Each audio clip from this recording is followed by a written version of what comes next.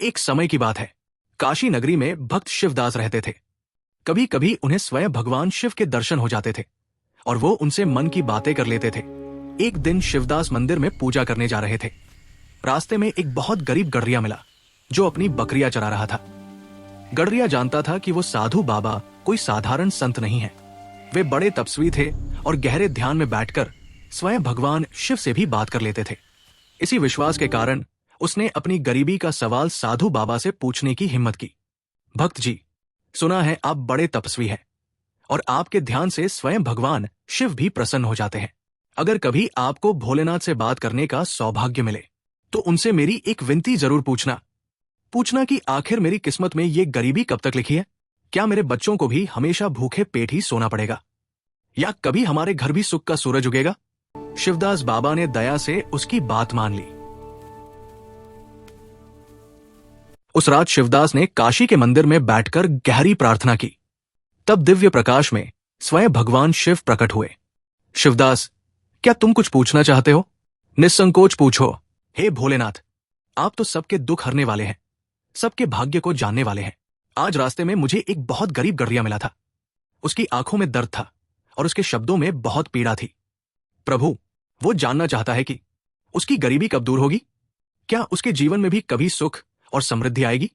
हे महादेव, कृपा करके मुझे उसका उत्तर बताइए ताकि मैं उसे जाकर आपकी वाणी सुना सकूं। तब करुणामयी स्वर में स्वयं भगवान शिव बोले, शिवदास, इस संसार में हर जीव अपने कर्म और भाग्य का फल भोगता है। उस गडरिये के भाग्य में धन दौलत नहीं लिखी है। उसकी किस्मत में तो केवल एक समय का भोजन ही लिखा है।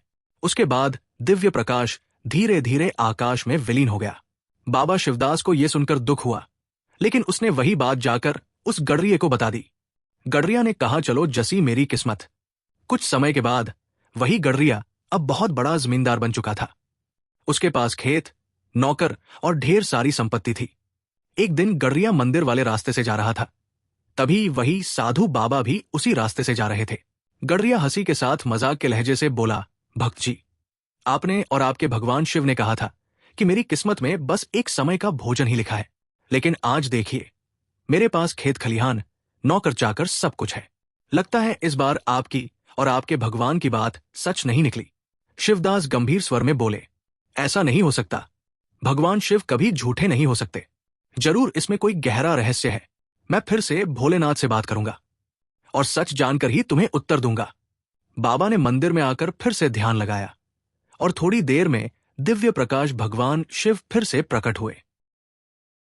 हे भगवान शिव, आज वो गडरिया मुझसे कह रहा था कि तुम भी झूठे हो और तुम्हारे भगवान भी।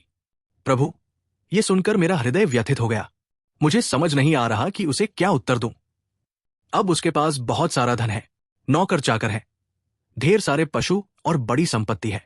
पर प्रभु, आपने तो कहा था कि उसकी किस्मत में सिर्फ एक समय का भोजन ही लिखा है, तो ये सब कैसे संभव हुआ? कृपा करके मुझे सत्य का मार्ग दिखाइए।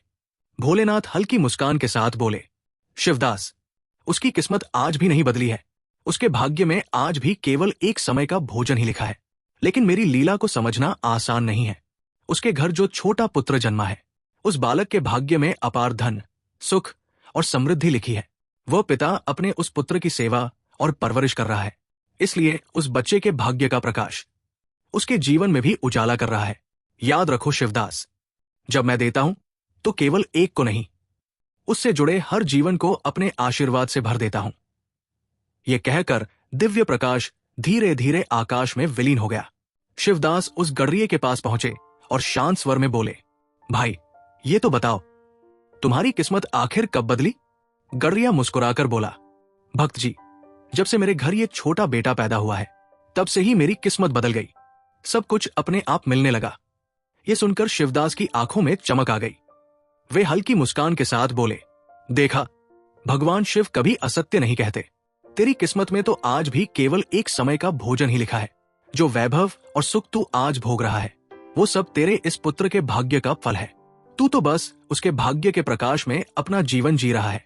भगवान की लीला बड़ी अद्भुत है। कभी कभी हमें जो मिलता है वो सिर्फ हमारे कर्मों का नहीं, बल्कि हमारे परिवार के भाग्य और भगवान की कृपा का भी फल होता है। भगवान जब देते हैं तो भाग्य भी बदल जाता है। इसलिए सच्चे मन से उनका स्मरण करते रहना चाहिए। हर हर महादेव।